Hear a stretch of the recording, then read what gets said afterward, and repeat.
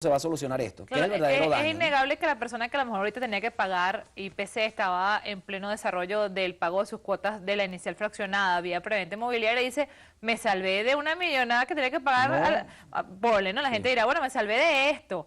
Pero también el que viene en cola, que quiere contratar un desarrollo inmobiliario, dice, oye, ahora a lo mejor el precio va a ser mucho mayor, No, o no, a es lo que mejor yo no claro. voy a tener acceso ahora menos todavía a la Pero vivienda. es que ni siquiera el que está comprando se salvó. Lo que se salvó es de un pago adicional. A lo mejor va a ser un poco menos el pago que tiene que hacer, pero tiene un riesgo inminente y es que su obra se paralice, que no se le entregue el inmueble, que es lo que él quiere.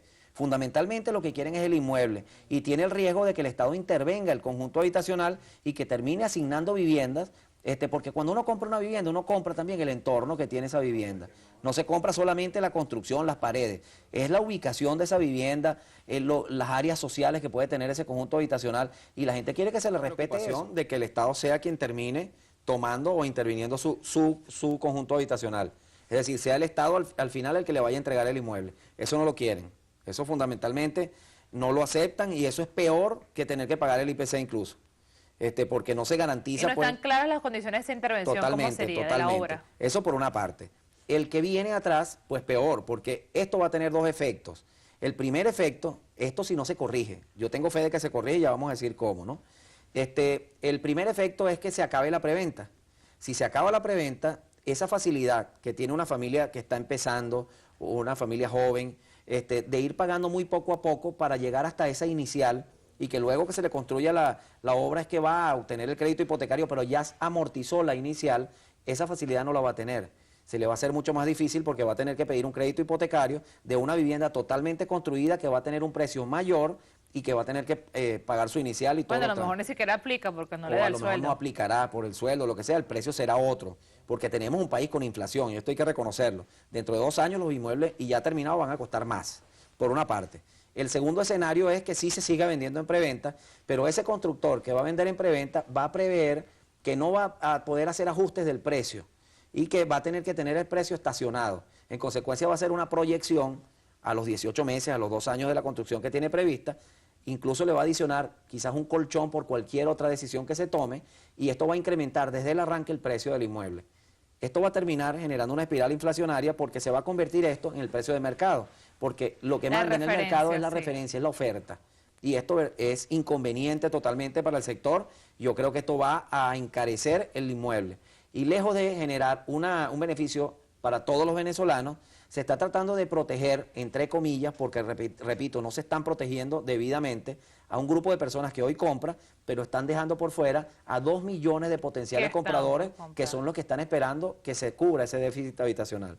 Exacto. ¿Y cuál, tomando en cuenta el juicio que hay en el Tribunal Supremo, esto puede hacer cambiar o modificar esta resolución tomada por el Ministerio? Sí, esa es nuestra esperanza. Te decía que veíamos algunas posibles soluciones.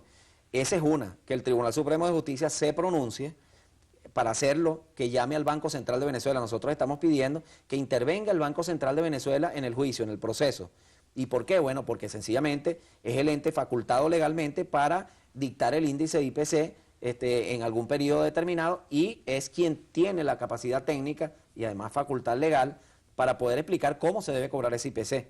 Consecuencia, cualquier decisión que tome el Tribunal Supremo de Justicia tiene que pasar por el debido estudio del Banco Central de Venezuela o la participación del Banco Central de Venezuela. Luego, estamos pidiendo en ese proceso judicial que se prohíba el cobro de IPC a partir de la fecha proyectada para la entrega del inmueble, como ha sido nuestra petición original. Desde que comenzó esto, eso ha sido nuestra solicitud.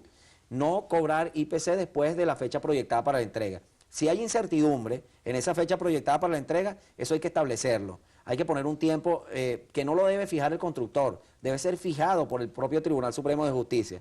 Es decir, una construcción tiene un tiempo de ejecución proyectable, 18 meses, no sé, pues los técnicos sabrán un poco más de esto, ¿no?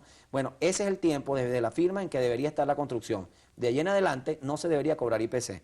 Eso estamos pidiéndolo. Y por otra parte, que se le pide al Banco Central de Venezuela, que va a participar en el juicio, que establezca una fórmula de cálculo única para que todos los constructores tengan que aplicar esa fórmula para calcular el IPC solo durante el periodo contractual para la construcción. No para el periodo de fuera, que estaría prohibido, sino para el periodo donde sí se esté llevando adelante la construcción. Esa fórmula de cálculo evitaría alguna ingeniería financiera para esconder detrás del IPC un rendimiento inconveniente e injusto para el comprador. Yo creo que esta es la solución puntual. Esto soluciona de raíz el problema, lo soluciona de fondo, equilibra todo y permite que el sector construcción siga trabajando y siga aplicando o inyectando recursos al Estado para que se pueda cubrir definitivamente este déficit habitacional, que vale decir, íbamos en buen camino. Cada año se venían construyendo, los últimos 2 años, cada año se venían construyendo más viviendas, tomando en cuenta políticas acertadas. Porque, por ejemplo, cuando se creó la gaveta hipotecaria, eso fue una política acertada. Claro, cuando se creó lo de los subsidios, claro, cuando ya vino la parte de sustitución de rancho por vivienda, ahí sí la claro, mal, entonces ¿no? una medida tan buena. En el mercado secundario, pero los subsidios fue importante y eso Totalmente. propició un incremento significativo. Claro, y entonces una medida tan importante, tan buena, que ayudó a bajar pues ese déficit habitacional, ahora se echa al suelo con una medida de esta que vuelve a paralizar el sector. Y esperemos que se haya olvidado la medida del otro ministro de Vivienda, que decía que las personas tenían que ahorrar en el banco de Banavi hasta 100 millones y que después el Estado le diría si le daban una casa o no y dónde se la daba, que eso fue una cosa aberrante. Eso es una cosa terrible. Yo asumo esta opinión, porque no puede ser que una persona que no tiene, ¿cómo va a dar 100 millones de bolívares para que el Estado después sí le diga, ¿quieres tener una vivienda? ¿Quieres seguir ahorrando? Primero, ¿cómo consigue los 100 millones de bolívares? Aquí lo que hay que aterrizar, hay que verla en las condiciones del país, hay que construir vivienda, porque ese es el problema de fondo. Bueno, sí se aterrizó en el caso cuando las viviendas eran con dólares, de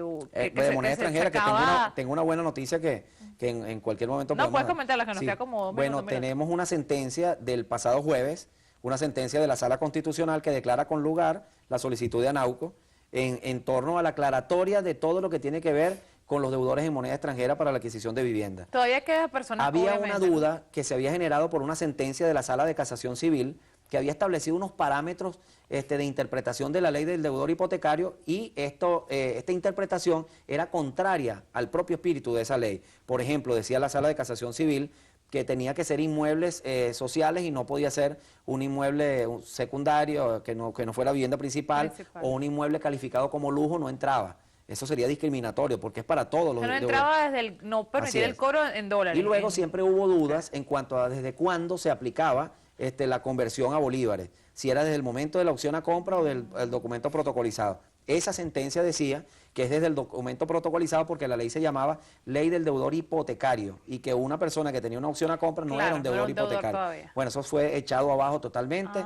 La Sala Constitucional anuló totalmente esta sentencia y estableció los parámetros que sí van de acuerdo con el espíritu de la Ley del Deudor Hipotecario. Es para todos, independientemente del tipo de vivienda e independientemente del documento que hayan celebrado. Claro, justicia para todas las partes, es lo que se busca. Muchas gracias a Roberto León Parili por habernos dado una clase más en esta materia.